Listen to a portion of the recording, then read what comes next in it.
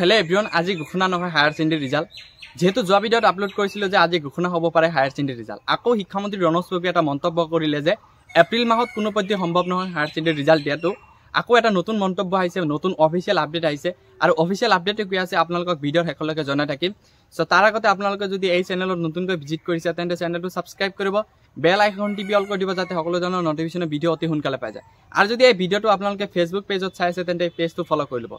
চ' তাৰ আগতে আপোনালোকক এটা এপছৰ লগত চিনাকি কৰাই দিম, আৰু এপছটো কেনেকৈ ডাউনলোড কৰিব। ষ্টৰত যাই কিনে তোমালোকে সাৰ্চ কৰিবা আসাম 12 ৰিজাল্ট, তাৰপিছত 2024 বুলি সাৰ্চ কৰিবা। তেতিয়া এইটো চাব পাৰিছা 10, 12 ৰিজাল্ট, ইয়াত ক্লিক কৰিবা। এই এপছটো তোমালোকে নিজৰ নিজৰ মোবাইলত কি কৰিবা ডাউনলোড কৰি ল'বা। চ' ইয়াৰ লিংক ডেছক্ৰিপশ্যনত আছে, তাৰ পৰা কৰিব পাৰিবা। ইনষ্টল কৰাৰ পিছত তোমালোকে কি কৰিবা অপেন কৰি ল'বা। যেতিয়া অপেন কৰিবা এনেকুৱা আহিব। অপেন কৰাৰ পিছত তোমালোকে ইয়াতে চাব পাৰিছা সাৰ্চ বৰ্ড। চ' ইয়াতে লিখিবা আসাম বৰ্ড। যেতিয়া আসাম বৰ্ড এই ওপৰতো ক্লিক কৰিবা।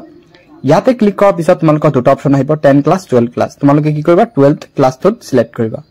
ইউ ৰিজাল্টত ক্লিক কৰিবা। যেতিয়া ইউ ৰিজাল্টত ক্লিক কৰিবা তেতিয়া ইয়াতে চাব পাৰিছা চেক ৰিজাল্ট নাও। ইয়াতে চেক ৰিজাল্ট নাওত ক্লিক কৰাৰ পিছত তোমালোকে নিজৰ নিজৰ ৰিজাল্টটো চাব পাৰিবা।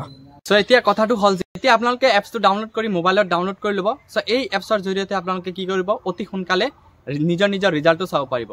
চ' এতিয়া কথাটো হ'ল যে যদি এপ্ৰিল মাহত সম্ভৱ নহয় ৰিজাল্ট দিয়াটো, তেন্তে মে' মাহত আমাৰ শিক্ষামন্ত্ৰী ৰণোজ পেগুৱে ঘোষণা কৰিছে যে 5 তাৰিখৰ ভিতৰত, মানে 5 তাৰিখৰ পিছত নাযায়, 5 তাৰিখৰ আগতে ঘোষণা হ'ব হায়াৰ ছেকেণ্ডেৰী ৰিজাল্ট। যদি 5 তাৰিখৰ আগতে হায়াৰ ছেকেণ্ডেৰী ৰিজাল্টটো ঘোষণা হয় তেন্তে 5 তাৰিখত যিহেতু ছানডে আৰু 5 তাৰিখত আমাৰ নীট এক্সাম আছে, যোনটো মেডিকেল টেষ্টৰ যোনটো এক্সাম হয় সেইটো এক্সাম আছে।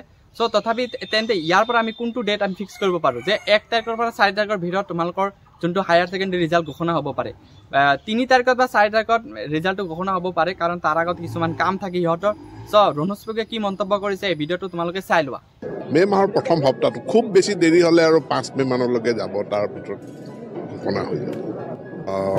মই এই মাহৰ ভিতৰত নহ'লেও মে' মাহৰ প্ৰথম সপ্তাহৰ ভিতৰত আমাৰ ফলাফল ঘোষণা হ'ব। আপোনালোকে এতিয়া ফিক্স কৰি ধৰি লোৱা যে এপ্ৰিল মাহত কোনো পধ্যে সম্ভৱ নহয়।